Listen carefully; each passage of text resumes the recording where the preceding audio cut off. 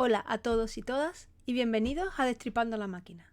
Bueno, pues hoy nos toca destripar otro importante aparato de nuestro organismo.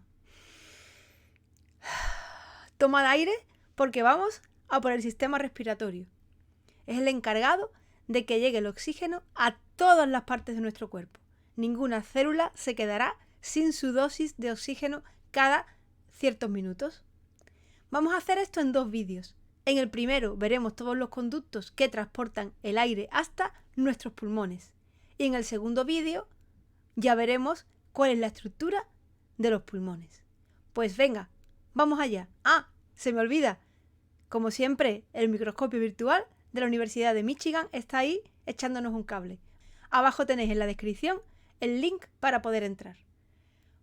Pues vamos allá. Comenzaremos por las cavidades oral y nasal como principio del sistema respiratorio.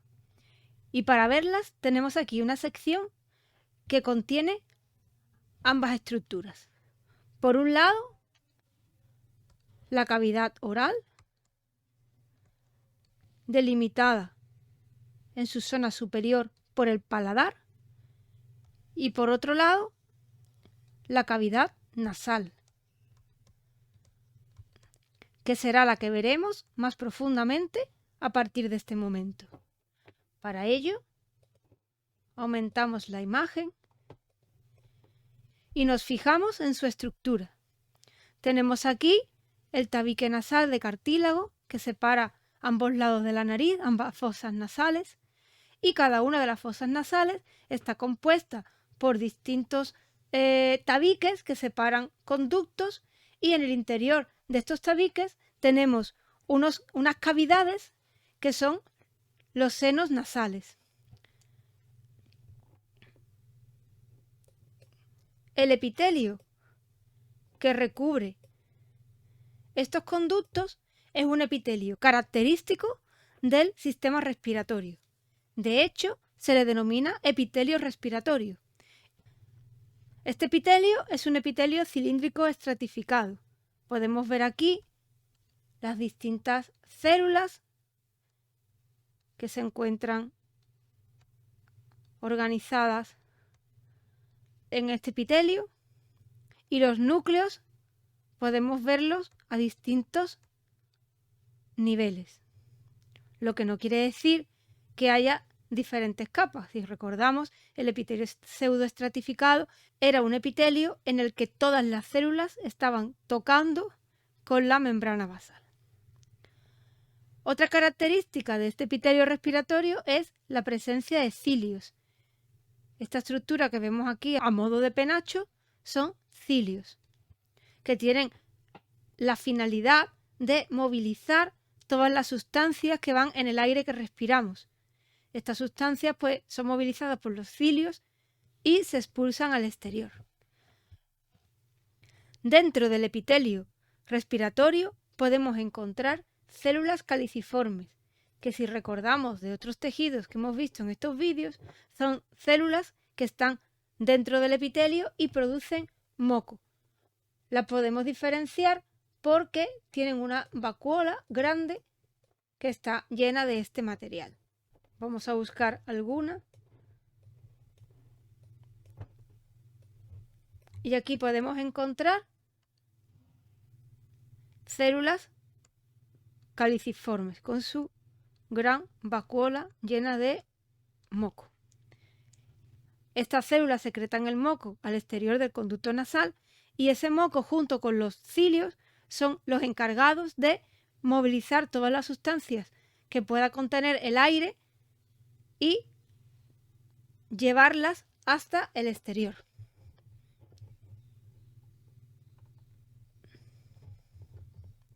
Bien, si nos fijamos, hay una zona de las fosas nasales que tienen un epitelio que es diferente al que hemos visto hasta ahora. Vamos a fijarnos en esta zona y vamos a comparar el epitelio que recubre esa zona con el resto del epitelio respiratorio. Para ello aumentamos la imagen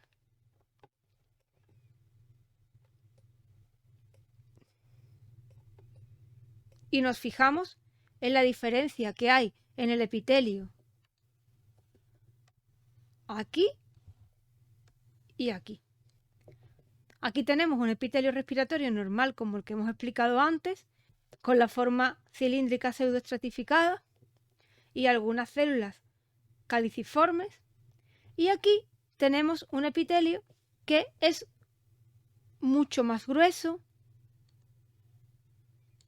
que este y que además no tiene células caliciformes. Este epitelio,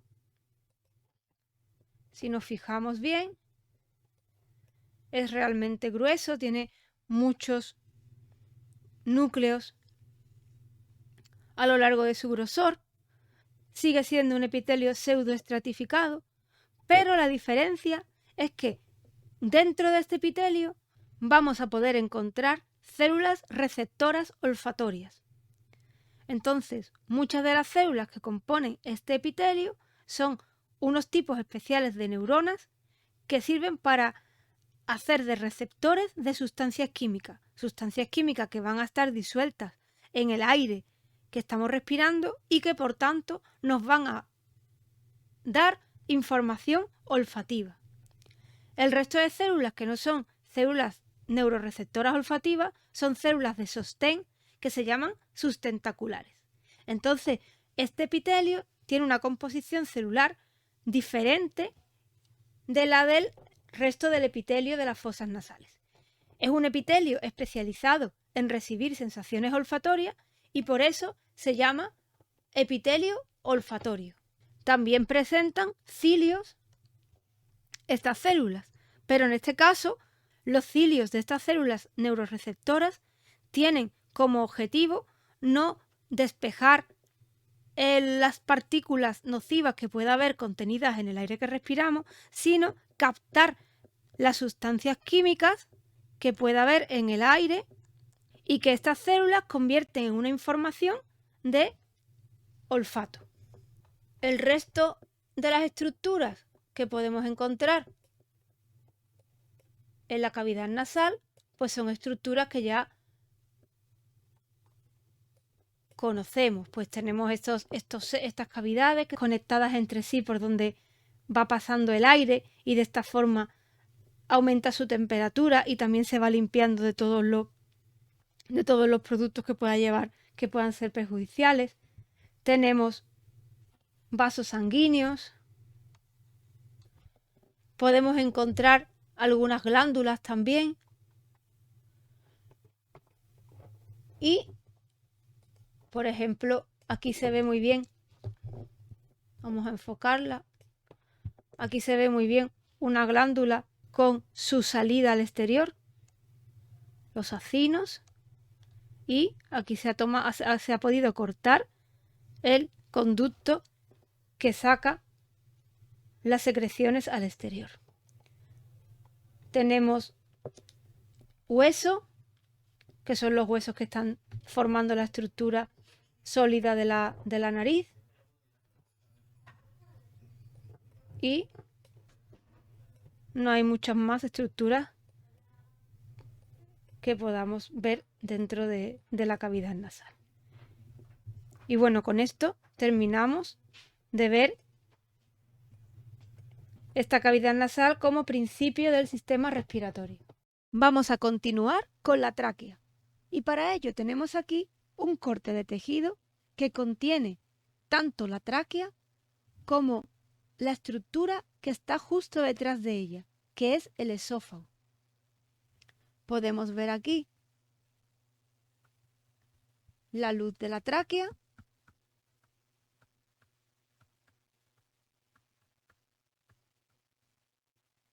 y aquí podemos ver la luz del esófago. Si nos fijamos bien, podemos observar en esta zona una estructura azulada, que se ve azulada en la imagen, que corresponde a una zona de cartílago. Si ponemos en nuestra mente la imagen macroscópica de la tráquea, todos sabemos que es un tubo que está rodeado de anillos de cartílago. La tráquea está rodeada de anillos de cartílago para mantener una estructura que sea más o menos rígida y que permita la respiración, si no se colapsaría y el aire no tendría suficiente fuerza como para abrir ese tubo. Entonces tiene que ser un tubo con una cierta rigidez. Pero este cartílago, si nos fijamos bien, no está en la zona posterior de la tráquea, justo donde ésta está adosada al esófago. En su lugar, lo que hay es una capita más o menos discontinua de musculatura que veremos a continuación. Bueno, pues vamos a ver ahora en más detalle los tejidos que componen este tubo de la tráquea y para ello vamos a aumentar la imagen. La parte interna de la tráquea, dando hacia la luz, está recubierta por un epitelio, que es epitelio respiratorio, igual que el que vimos en las fosas nasales. Os recuerdo, es un epitelio cilíndrico pseudoestratificado. Vemos aquí que las células son bastante altas, los núcleos están más o menos dispuestos de forma aleatoria a lo largo del grosor del epitelio, pero todas las células, os recuerdo, que están tocando con la membrana basal. No hay ninguna célula que esté en una capa superior. Hay una única capa de células. Lo que pasa es que los núcleos están colocados a distintos niveles porque las células son diferentes, no son todas iguales. En este epitelio podemos observar algunas células que tienen vacuolas. Estas vacuolas, así como grisáceas, son vacuolas de moco. Entonces, en este epitelio hay algunas células que son productoras de moco. Y también podemos observar que hay una gran cantidad de cilios en la superficie apical de las células. Por tanto, es un epitelio ciliado. Estos cilios, junto con el moco que se produce por las células, estas productoras de moco, además de por unas glándulas exocrinas que veremos a continuación, esta capa de moco más los cilios ayudan a eliminar de este tubo todas las partículas sólidas que están en suspensión en el aire que respiramos. De esta forma, estas partículas no van a llegar o van a llegar en la menor cantidad posible a los pulmones. Bajo el epitelio podemos encontrar una membrana basal que es un poco diferente de lo que vemos abajo, que es donde están ancladas las células epiteliales, y por debajo vamos a encontrar una capa más o menos gruesa de tejido fibrocolagenoso laxo. Si os fijáis aquí, tenemos, vamos a ponerlo más pequeño para que podamos verlo un poco en toda su amplitud, tenemos una capa que es más o menos gruesa de tejido fibrocolagenoso laxo. Si nos fijamos en esta zona un poco más profunda, aquí podemos ver glándulas mucho más grandes. Y aquí en estas glándulas más grandes podemos ver que hay ambos tipos de secreción. Hay acinos que tienen secreción mucosa y acinos que tienen una secreción serosa que están teñidos de un color más oscuro. ¿De acuerdo? Bueno, pues estas glándulas ya más profundas están incluidas, inmersas en una capa muscular que está situada en la zona posterior de la tráquea, ¿vale? Bueno, ¿os ha parecido interesante? El aire está a punto de llegar a los pulmones. En el próximo vídeo seguiremos viéndolo. ¡Hasta luego!